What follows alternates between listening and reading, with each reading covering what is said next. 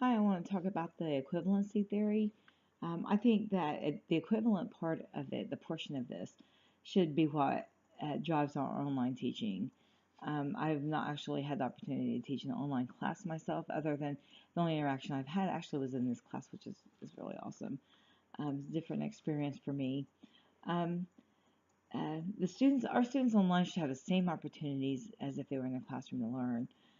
It's very important to um, give them the support, the teacher support, um, the access to the teacher, to us ourselves as our teacher, and be there for them and answer questions. Is very important.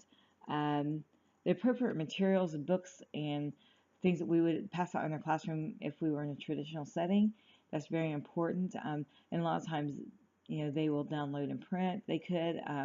Sometimes the experience I've had with some of my students I've tutored, actually, they did download and print, but they actually had stuff sent to them as well.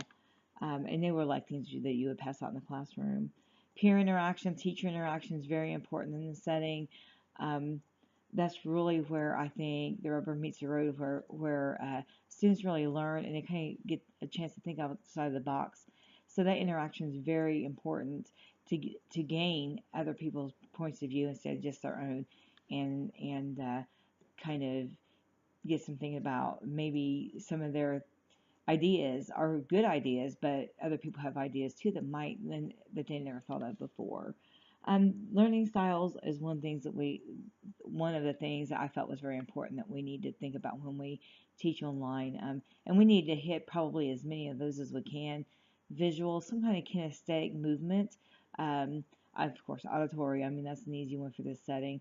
Uh, you know, um, and anything like PowerPoints or whatever that we would incorporate, maybe use color, which would be another visual, something that would spark the student's memory for when you get those quizzes online or whatever, if they are not able to go back and like review.